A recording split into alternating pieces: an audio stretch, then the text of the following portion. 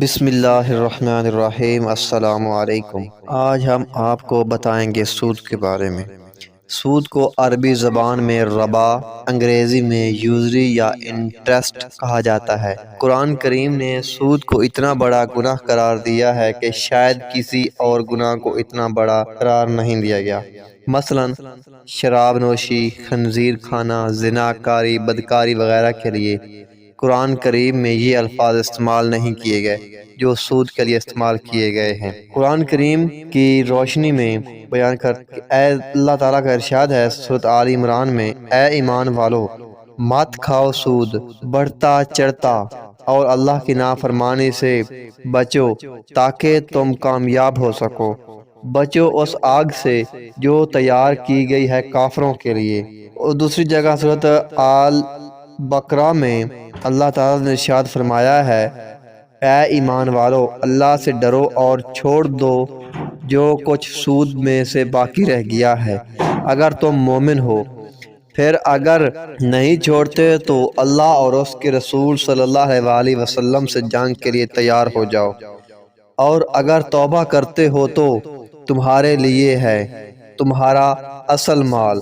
یہ تم کسی پر ظلم کرو، نہ تم کسی پر ظلم کرو اور نہ کوئی تم پر ظلم کرے۔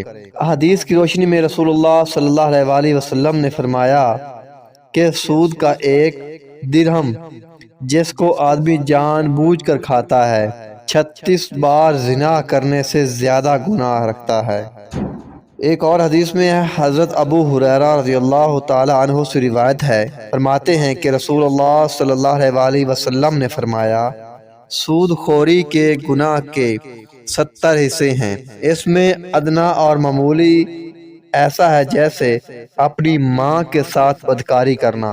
ایک جگہ اور ارشاد فرمایا، ان گناہوں سے بچو جو بخشے نہیں جائیں گے، یعنی سود کھانے سے اور سرکاری مال میں غبن کرنے سے۔ ایک اور جگہ نبی کریم صلی اللہ علیہ وسلم نے فرمایا، 4 آدمیوں کے بارے میں اللہ کا فیصلہ ہے کہ نہ انہیں جنت میں داخل کرے گا اور نہ ہی جنت کی نعمت جھلکنے دے گا۔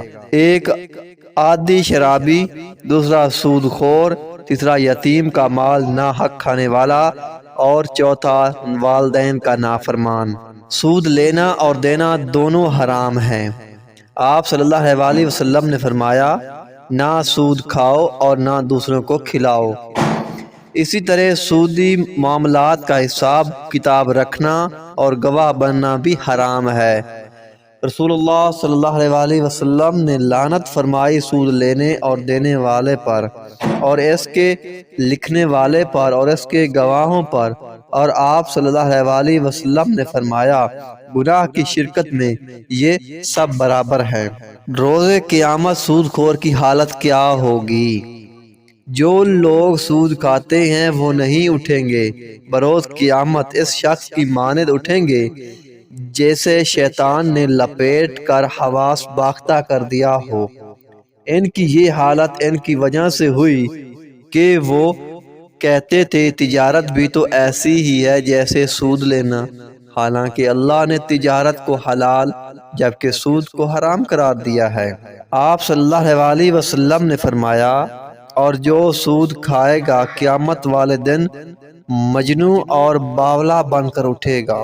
سود خور کو دوزخ میں کیا سزا ملے گی، اس بارے میں آپ صلی اللہ علیہ وسلم نے فرمایا، معراج کی رات میں نے دیکھا ایک شخص نہر میں تیر رہا ہے اور اسے پتھروں سے مارا جا رہا ہے۔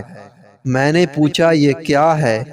مجھے بتایا گیا یہ سود کھانے والا ہے۔ سود اصل میں در حقیقت ہے کیا چیز؟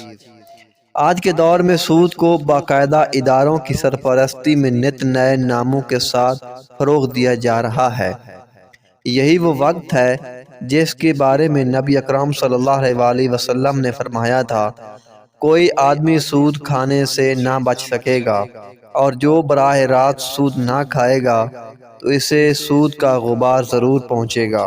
سودی لین دین کرنے والے ادارے کی طرف سے یہ مغالطہ بھی پھیلایا جاتا ہے کہ کسی ساہوکار سے سود پر قرض لینا ہی سود ہے، جبکہ در حقیقت اس کے ساتھ بینکوں کا سود یعنی بینک انٹرسٹ اور اس کی جملہ شکلیں بال اتفاق ربا اور حرام ہے۔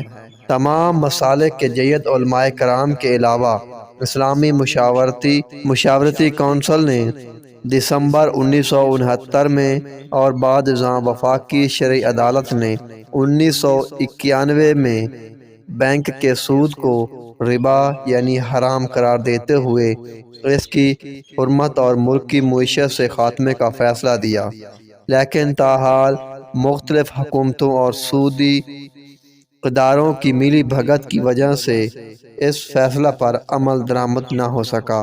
اللہ تعالی ہمیں سودی نظام سے بچنے اور سود کاری سے بچنے کی توفیق عطا فرمائے۔